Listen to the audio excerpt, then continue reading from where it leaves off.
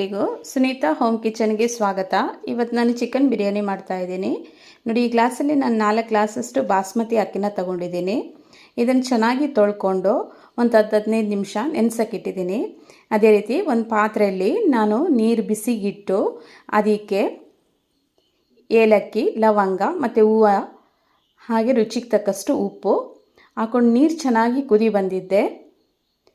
ನೆನೆಸಿಟ್ಟಿದ್ದ ಅಕ್ಕಿನೂ ಹಾಕಿ ಅನ್ನ ಮಾಡ್ಕೋತಾ ಇದ್ದೀನಿ. ಅನ್ನ ಮಾಡಿಕೊಂಡು ಈ ಥರ ನೋಡಿ ಅನ್ನನ ಬಗ್ಸಿ, ಆವಾಗ ಅನ್ನ ತುಂಬ ಚೆನ್ನಾಗಿ ಪುಡಿ ಪುಡಿಯಾಗಿ ಬರುತ್ತೆ. ಬಗ್ಸಿದ ಅನ್ನನ ಎತ್ತಿಟ್ಕೋತಾ ಇದ್ದೀನಿ. ಇನ್ನೊಂದು ಪಾತ್ರೆಯಲ್ಲಿ ಎಣ್ಣೆ ಬಿಸಿಗಿಟ್ಟು ಒಂದು 3 ಈರುಳ್ಳಿನ ಸ್ಲೈಸ್ ಮಾಡಿಕೊಂಡು ಈ ಥರ ಕಂದು ಬಣ್ಣ ಬರೋವರೆಗೂ ಫ್ರೈ ಮಾಡ್ಕೋತಾ ಇದ್ದೀನಿ. ಅದೇ ಎಣ್ಣೆಗೆ ಒಂದು ಮುಷ್ಟಿ ದ್ರಾಕ್ಷಿ, ಒಂದು ಮುಷ್ಟಿ ಗೋಡಂಬಿ ಹಾಕಿ ಚೆನ್ನಾಗಿ ಹುರ್ಕೊಂಡು ಅದನ್ನು ಎತ್ತಿಟ್ಕೋತಾ ಇದ್ದೀನಿ. ಇನ್ನೊಂದು ಪಾತ್ರೆಯಲ್ಲಿ 1-2 ಟೇಬಲ್ ಸ್ಪೂನಷ್ಟು ಎಣ್ಣೆ, ಹೂವು, ಲವಂಗ ಮತ್ತು ಒಂದು ಸಣ್ಣ ತುಂಡಷ್ಟು ಚಕ್ಕೆನ ಹಾಕ್ಕೊಂಡು ಚೆನ್ನಾಗಿ ಫ್ರೈ ಮಾಡಿ, 4 ಈರುಳ್ಳಿ ಸ್ಲೈಸನ್ನು ಹಾಕಿ ಅದನ್ನು ಫ್ರೈ ಮಾಡಿ, 2 ಟೀ ಸ್ಪೂನು ಶುಂಠಿ ಬೆಳ್ಳುಳ್ಳಿ ಪೇಸ್ಟು, 4 ಟೊಮೆಟೊ ಹಣ್ಣು, ರುಚಿಗೆ ತಕ್ಕಷ್ಟು ಉಪ್ಪು, ಒಂದು ಅರ್ಧ ಟೀ ಸ್ಪೂನು ಹಳದಿ ಪುಡಿ, 1 ಟೀ ಸ್ಪೂನು ಮೆಣಸಿನ ಪುಡಿ, ಅರ್ಧ tea spoon garam masala, 2 tea ಸ್ಪೂನಷ್ಟು ಬಿರಿಯಾನಿ ಮಸಾಲ ಹಾಕ್ಕೊಂಡು ಚೆನ್ನಾಗಿ ಈ ಥರ ಹುರ್ಕೊಂಡು, ಒಂದು ಹಸಿಮೆಣಸಿನ್ಕಾಯಿ, ಅರ್ಧ ಕಪ್ಪಷ್ಟು ಮೊಸರು ಹಾಕಿ ಚೆನ್ನಾಗಿ ಮಿಕ್ಸ್ ಮಾಡಿ ಒಂದು ಕುದಿ ಬಂದಿದ್ದೆ. ಅದಕ್ಕೆ ನೋಡಿ ನಾನು ಒಂದು ಅರ್ಧ ಕೆಜಿಯಷ್ಟು ಚಿಕನ್ ತಗೊಂಡಿದ್ದೀನಿ. ಇದರಲ್ಲಿ 4 ಕಪ್ ಗ್ಲಾಸ್ ಅಕ್ಕಿಗೆ ಒಂದು ಅರ್ಧ ಕೆಜಿ ಚಿಕನ್ ಸಾಕು, ತುಂಬ ಆಗುತ್ತೆ. ಅದನ್ನು ಹಾಕಿ ನೋಡಿ ಈ ಥರ ಚೆನ್ನಾಗಿ ಮಿಕ್ಸ್ ಮಾಡಿ, ಒಂದು ಅರ್ಧ ಮುಷ್ಟಿ ಪುದೀನ ಸೊಪ್ಪು ಚಾಪ್ ಮಾಡಿದ್ದು, ಒಂದು ಮುಷ್ಟಿ ಕೊತ್ತಂಬರಿ ಸೊಪ್ಪು ಇದನ್ನು ಹಾಕಿ ಮಿಕ್ಸ್ ಮಾಡಿ ಈ ಥರ ಮುಚ್ಚಿಡ್ತಾ ಇದ್ದೀನಿ. ಅದಕ್ಕೆ ಯಾವುದೇ ನೀರು ಹಾಕ್ತಾ ಇಲ್ಲ. ಚಿಕನಲ್ಲಿ ನೀರು ಬಿಟ್ಕೊಳ್ಳುತ್ತೆ, ಅದೇ ನೀರಿಂದ ಚಿಕನ್ ಬೇಯುತ್ತೆ, ಹಾಗೆ ತುಂಬ ರುಚಿಯಾಗಿ ಕೂಡ ಬರುತ್ತೆ. ಇನ್ನೊಂದು ಪಾತ್ರೆಯಲ್ಲಿ ಮಾಡಿಟ್ಟಿದ್ದ ಅನ್ನ ಇದೆಯಲ್ವ, ಅದನ್ನೇ ಈ ಥರ ಒಂದು ಪಾತ್ರೆಗೆ ಹಾಕ್ಕೊಂಡು ತಳಕ್ಕೆ ಈ ಥರ ಹಾಕೋತಾ ಇದ್ದೀನಿ. ಅದ್ರ ಮೇಲ್ಗಡೆ ನೋಡಿ ನಾನು ಫುಡ್ ಕಲರ್ ತೊಗೊಂಡಿದ್ದೀನಿ, ಯೆಲ್ಲೋ ಕಲರ್, ಅದನ್ನು ಈ ಥರ ಇದ್ರ ಮೇಲ್ಗಡೆ ಸ್ವಲ್ಪ ಸ್ಪ್ರೆಡ್ ಮಾಡ್ತಾ ಇದ್ದೀನಿ.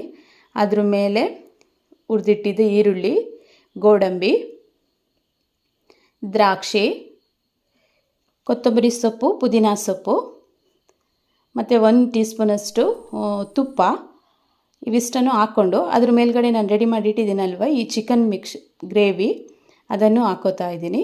ಇದೇ ಥರ ನಾನು 3 ಲೇಯರಲ್ಲಿ ಅನ್ನನ ಮಾಡ್ಕೋತಾ ಇದ್ದೀನಿ.